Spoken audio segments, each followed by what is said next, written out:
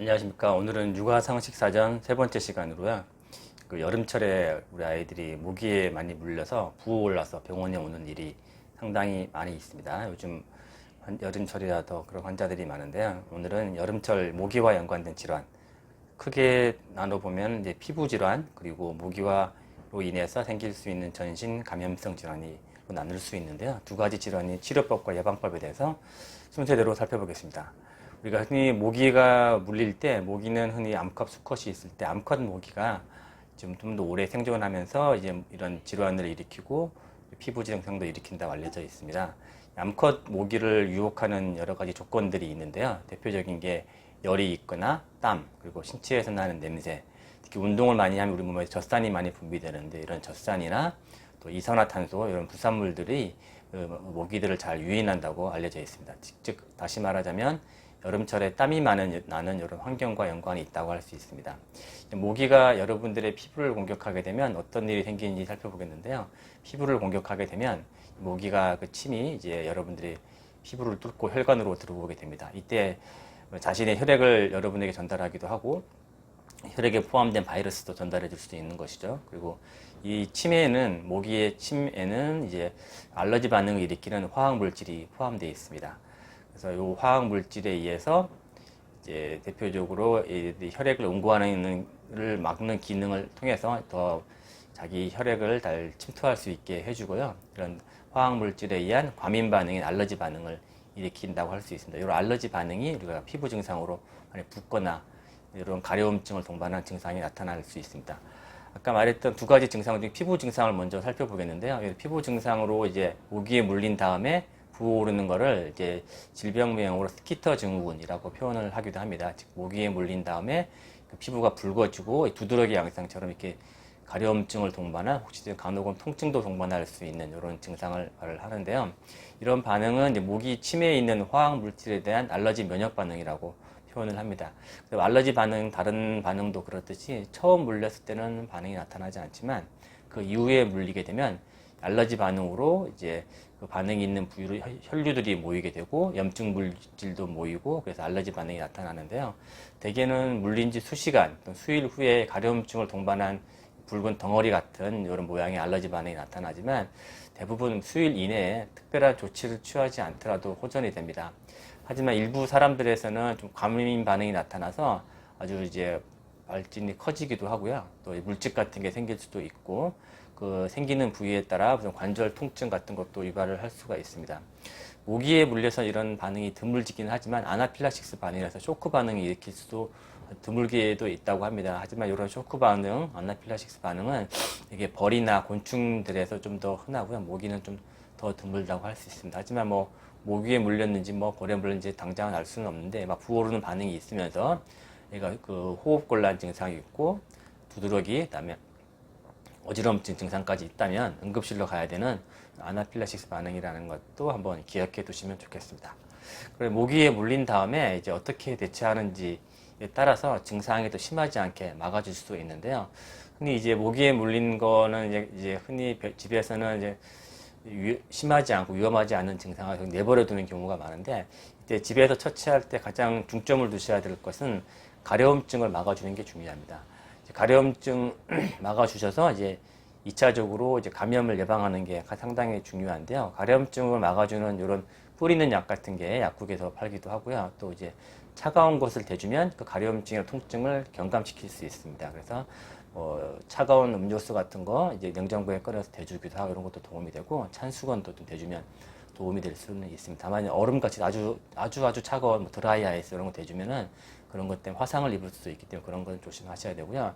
아까 그 가려움증 때문에 2차적으로 아이들을 긁게 되기 때문에 긁으면서 그 상처 부위로 균이 들어가게 되면 이제 2차적으로 염증이 더 심해질 수가 있기 때문에 아이들 손톱은 이런 두드러기 증상이 있다고 하면 짧게 깎아주는 것이 상당히 중요합니다.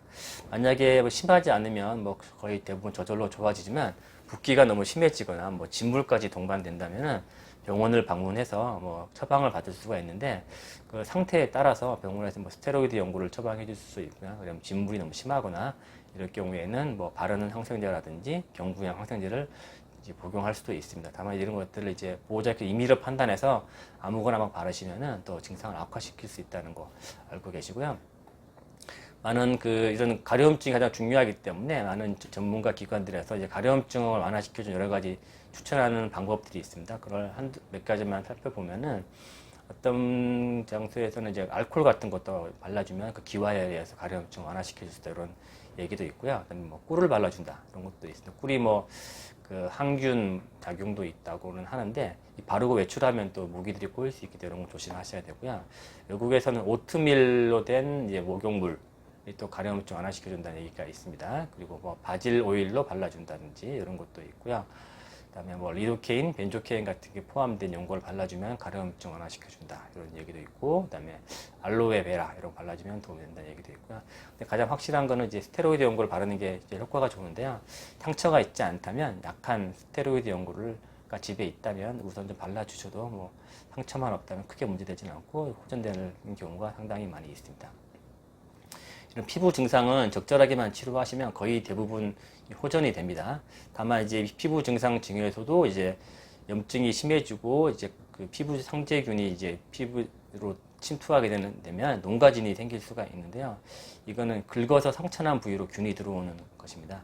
흔히 우리 농가진이라고 하면 신체 여러 부위에 생길 수 있는데 가장 흔한 농가진 대표적인 경우는 입 주변에, 코나 입 주변에 이렇게 딱지 같은 게 생기면서 생길 경우에 이제 균이 들어가는 농가진이라고 보는데, 혹시 농가진이라 진단을 받게 되면 바르는 항생제를 사용하거나 먹는 항생제를 먹어야 될 수도 있고요. 그리고 이런 증상 치료를 시작한 지 24시간 정도는 격리가 필요한 이런 전염성 질환으로 볼 수 있습니다.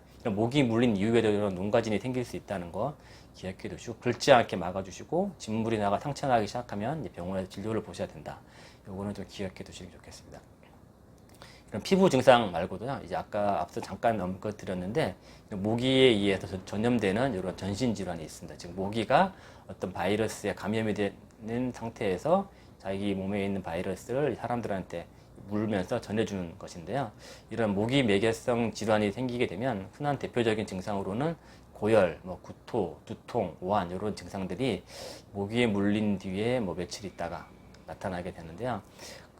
드물긴 하지만 저기 모기가 다 물린다고 해서 바이러스가 있는 다 물린다고 증상이 나타나는 건 아니지만, 실제로 증상이 나타나게 되면 상당히 이제 심각한 증상으로 이어질 수 있는 이런 질환들이 몇 가지 있기 때문에 그런 질환들 몇 가지에 대해서 몇 가지 살펴보도록 하겠습니다. 대표적으로 이제 우리나라에는 드물긴 하지만 댕기열이라고 있어요. 이게 우리나라 동남아시아나 남태평양, 아프리카 이런 데 열대 지방이나 아열대 지방에서 댕기열 바이러스에 감염된 모기에 물린 다음에 나타날 수 있는 급성 열성 질환이 있는데요. 대표적인 증상은 아까 고열, 두통, 관절통, 근육통, 이런 구토, 발진 증상이 있고, 대부분 뭐 1, 2주 이내 감염이 되더라도 호전이 되지만, 일부에서는 댕기 출혈열, 뭐 댕기 쇼크 증후군처럼 심하게 진행이 되면 사망률이 40에서 50% 정도 달할 정도로 위험해질 수 있는 질환이기도 합니다. 우리나라에도 이제 가는 휴전선 묵은애로 있던 말라리아를 좀 살펴보겠는데요.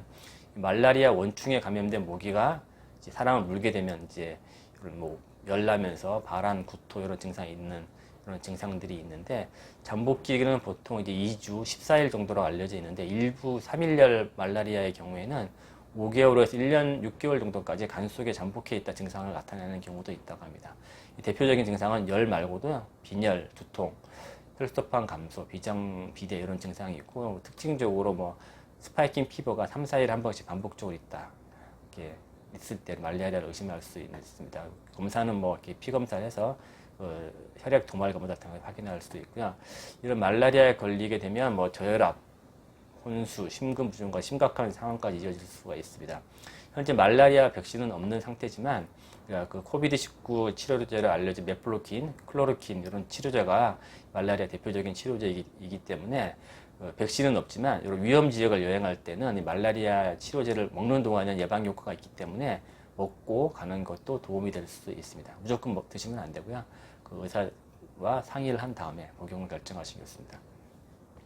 또 다른 대표적인 질환은 일본 뇌염이 있습니다. 일본 뇌염은 이제 우리나라에서 예방 접종을 가능하면서 환자들이 많이 줄은 상태이긴 하지만, 일본 뇌염 바이러스, 모기 바이러스에 생기는 일본 뇌염 같은 경우에 늘 이제 매년 그런 주의보가 나오는 것처럼 이런 바이러스에 감염된 모기들이 상당히 아직도 활동을 하고 있습니다. 일부에서는 이제 대부분은 무증상으로 지나가지만 일부에서는 5일에서 15일 정도 잠복기 이후에 증상이 나타날 수가 있고요.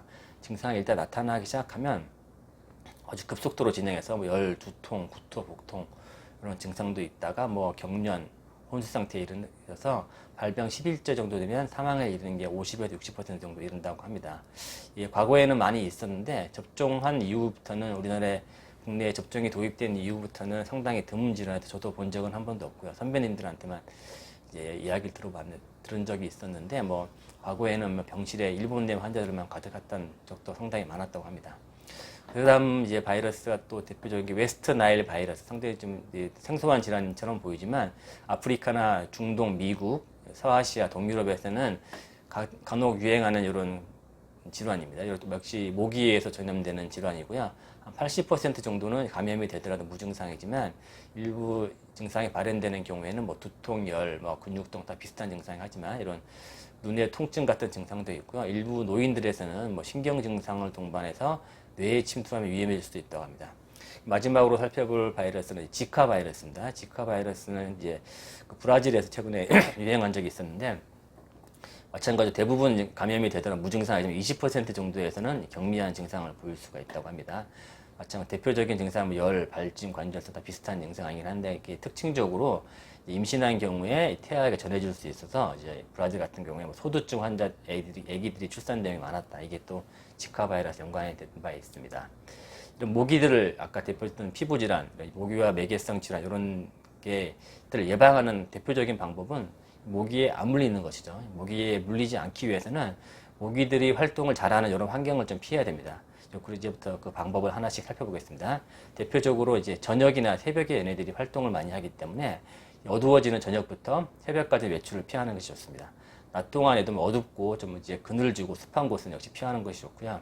집 안에서도 모기가 잘 서식할 수 있는 장소를 제거하고 외출 시에도 역시 이런 장소를 피하는 게 좋은데 대표적인 게 어둡고 습한 환경입니다. 그리고 물웅덩이나 특히 폐타이어, 뭐 물이 고이는 플라스틱 상자 이런 데도 많이 있다고 하고요. 화분 주위에도 많이 있을 수 있습니다. 특히 비 온 뒤에 물이 고이는 곳에 모기들이 많이 꼬인다고 하니까 이런 것들은 이제 집에서 치워주시는 게 좋고요.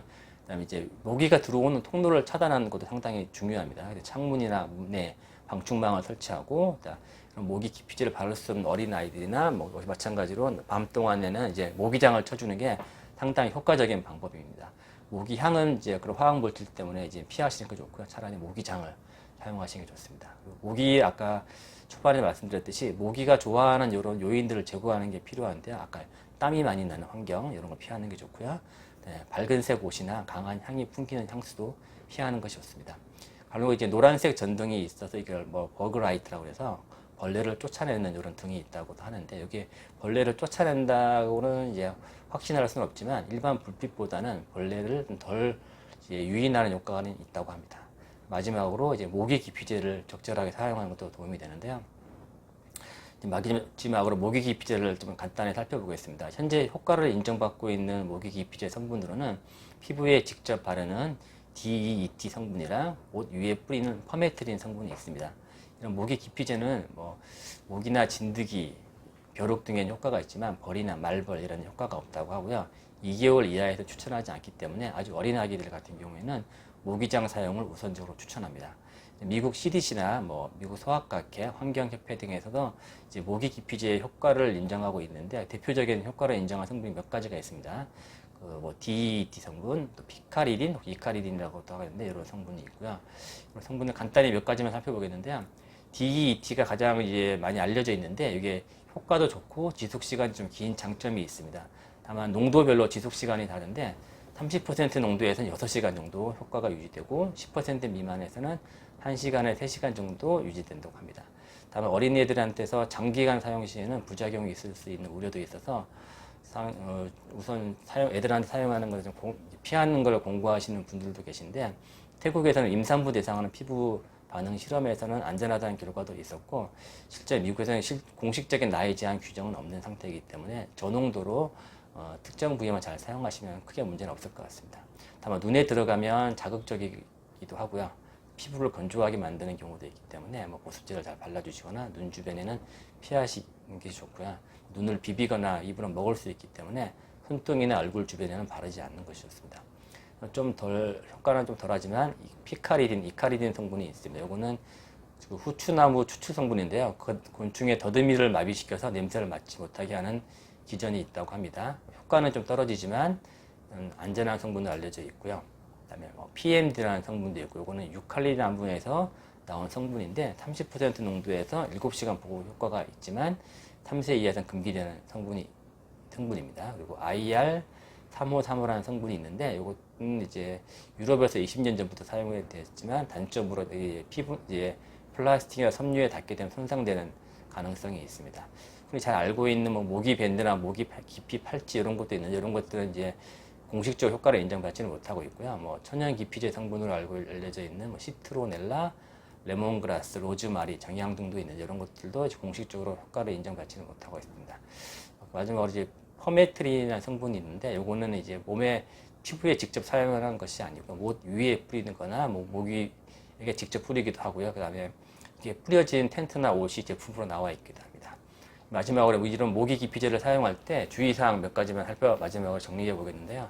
아이에게 바를 때는 어른 손 위에 먼저 뿌린 다음 발라주는 것이 좋습니다. 그리고 아이의 손이나 눈, 입 상처 주의, 자극 습진 부위는 직접 바르지 않는 것이 필요하고요. 그다음에 옷 밑에 피부에 바르고 옷을 입는 것 좋지 않습니다. 그래서 옷 밑에 있는 피부에는 바르지 말고요. 그다음에 선크림을 발라서 외출해야 되는 경우에는 선크림을 먼저 바르고 목에 기피제를 바르는 것을 추천합니다. 지속 시간이 2-3시간 정도이기 때문에 이 시간이 지나게 되면 물티슈로 한번 닦고 다시 바르시는 것이 좋고요. 마지막에 설명드렸던 퍼메트린 성분, 옷 위에 뿌리는 거는 피부에 직접 뿌려서는 안 됩니다. 이상 오늘은 이제 모기에 물렸을 때 처치하는 방법, 그다음에 모기가 있는 환경을 피하는 방법, 모기 기피제에 대해서 설명을 드렸습니다. 많은 도움이 됐으면 좋겠습니다. 감사합니다.